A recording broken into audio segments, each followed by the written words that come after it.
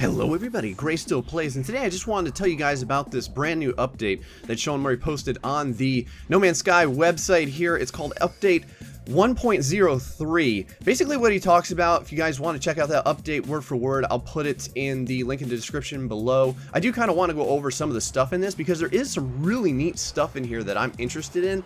There's also some stuff that I'm a little bit concerned about, but not really too much at all. I wouldn't really worry about it. A lot of this stuff sounds it's much for the better. And what it basically begins to say is that, you know, after making the game and going gold with the game and everything, they continue to make updates and improve it. And I think that's fantastic. That's what I want to see happen. I hate it when a team just delivers a game and is like, here you go. And there's still so many things that can be improved on the game. So that is good. The very first thing it says is it says, beware, these notes contain some spoilers. So I will let you guys know that as well. So there may be some spoilers in the notes. I really don't think that they're that bad, but there is some things in here that is brand new if you compare them to kind of some of the things that we had been led to believe in the past. Again, not bad per se, just new things. So it says here's some of the things our little team has been up to over the last 4 or 5 weeks. The very first thing it says is the 3 paths. These are now new, unique paths that you can follow throughout the game. You must first start the game on a fresh save with the patch, as early choices have significant impact on what you see later in the game and the overall experience. Now, I'm hoping this isn't like the 3 Mass Effect 3 endings where you get the blue path, you know, the green path, and the red path. I don't know what exactly that means for your choices to make different kind of meanings. I don't know if that means there's like an evil path and a good path, or if this is more like those classes that had kind of been talked about earlier on but weren't really part of the game, like a fighter, a trader, an explorer.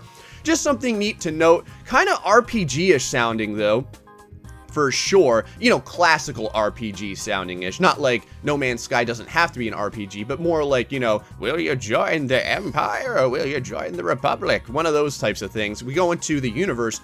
We've changed the rules of the universe generation algorithm. Planets have moved, environments have changed biomes, galaxies have altered shape, all to create greater variety. Earlier galaxies are now up to 10 times larger because they weren't large enough to begin with. But realistically, that's cool. I think that changing, you know, either the shapes of galaxies or distance or biomes or environments or everything, that's fine. I'm okay with that. I'm glad to hear all that kind of stuff. Diversity.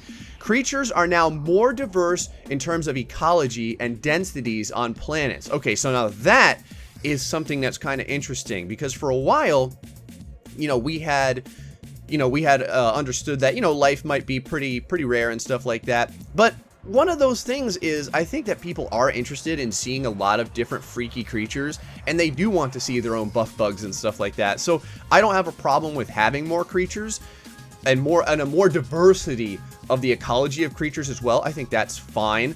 For planets, it says we've added dead moons, low atmosphere, and extreme hazardous planets. Extreme hazards include blizzards and dust storms. Yes! Oh, I was wondering about blizzards so much because I do love the snow. I talk about wanting to be on my tropic planet with tons of water and a little bit of landmass so I can kind of park my ship and maybe just dry off and stretch my legs a little bit. But I do also love alpine scenery. I love those big snow-capped mountains and snow and ice, and it's cool to know that it's something that we could see in the game, even if it is an extreme hazard. It says atmosphere. Space, nighttime, and daytime skies are now 4 times more varied due to the new atmospheric system, which refracts light more accurately to allow for more intense sunsets. Sure, I'm okay with better screenshot fodder. That sounds delicious. So you can get your beauty on if you want to look up at the sky and just see the lighting effects and the refractive effects of the sun. I think that's a fine change. Planet rotation playtesting has made it obvious people are struggling to adjust to this during play, so its effects have been reduced further. Okay, so they're doing something there with planet rotation. That's fine. Terrain generation. Caves up to 128 meters tall are now possible. Geometric anomalies have been added. Underwater erosion now leads to more interesting seabeds. Now that is something that I'm happy about.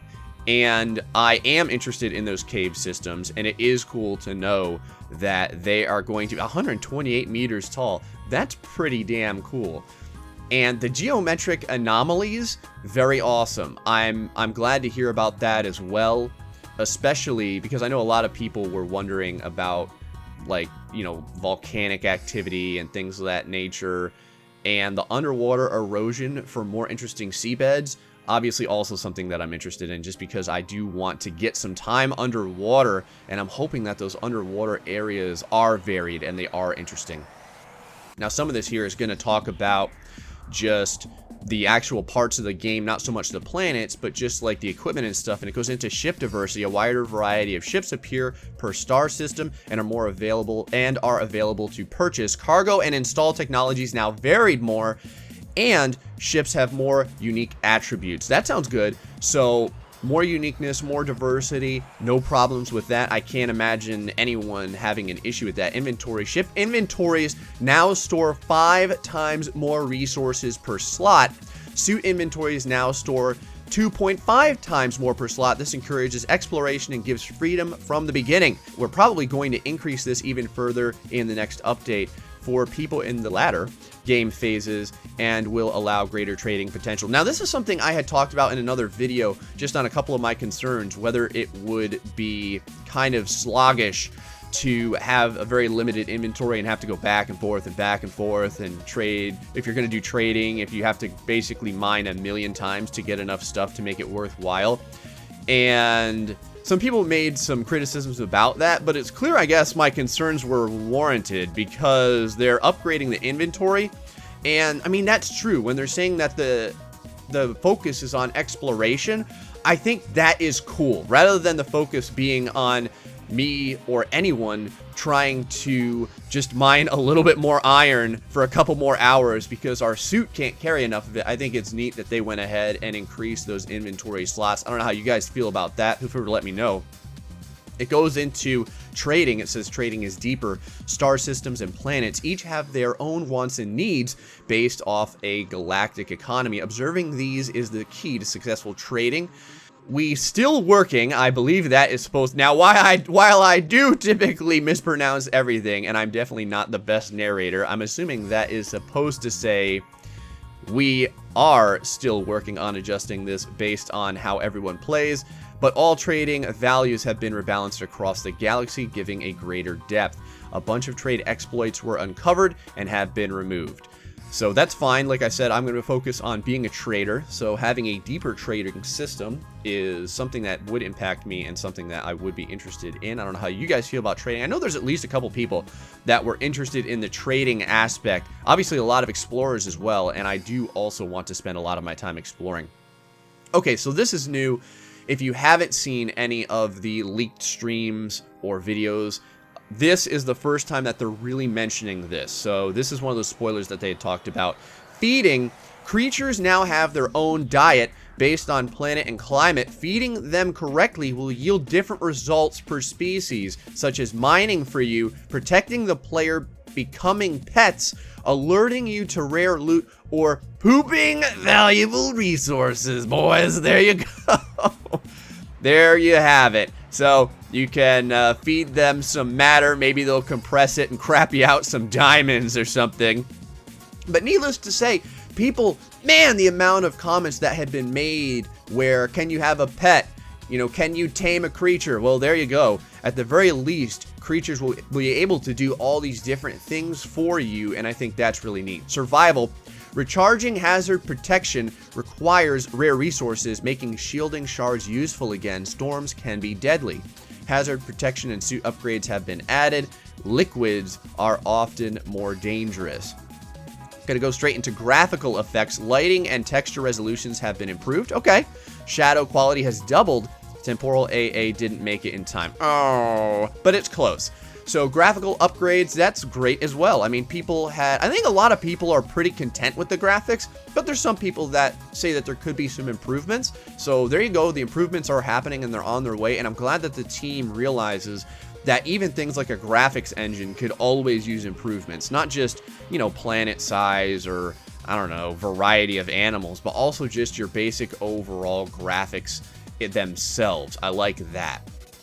Balancing, several hundred upgrades have had stat changes, mainly exosuit and ship, but also weapons. New upgrades have been added. Sweet. Combat. Auto aim and weapon aim has been completely rewritten to feel more gentle in general, but stickier when you need it. Sentinels now alert each other if they hadn't been dealt with quickly. Quad and walker AI is now much more challenging. Even I struggle with them without a powered up weapon.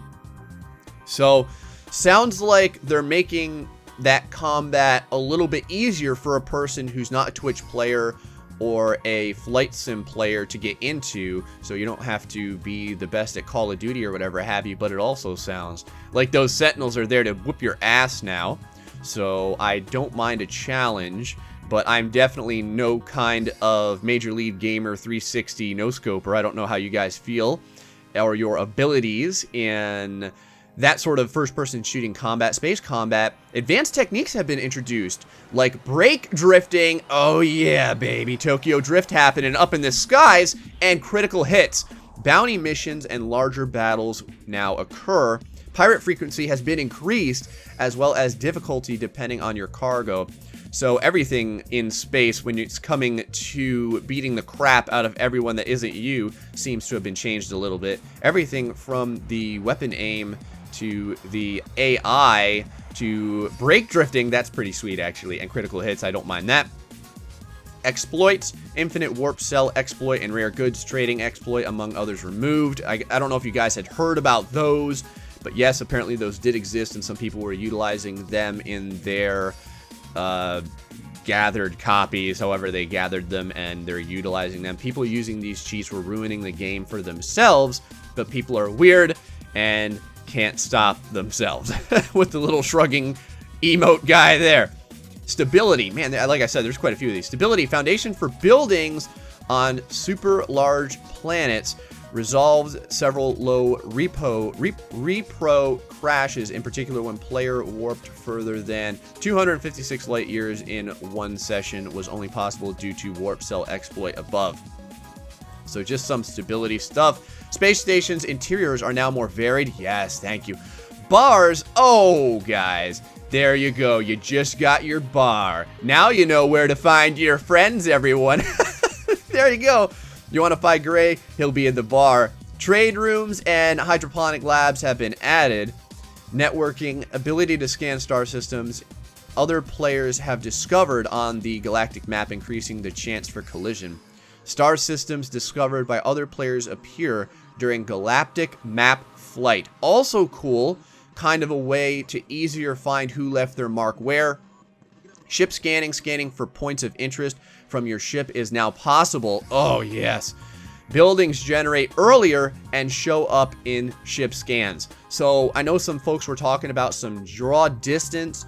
Maybe this will help a little bit, and the ship scanning is going to be awesome. So rather than having to get out of your ship and walking around doing some scanning, you'll be able to utilize that speed and agility of the ship to kind of look around that planet and find some cool stuff easier. Flying over terrain. Pop in and shadow artifacts have been reduced.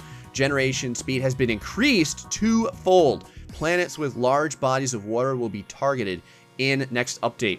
So there you go, people talking about the pop-in features. Just good to know that they are taking notice of that and they are trying to handle that, because I know there's some people that had some concerns.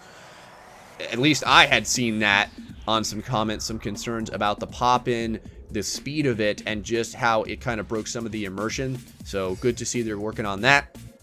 And then writing, the Atlas path. So the Atlas path, is this one of the paths?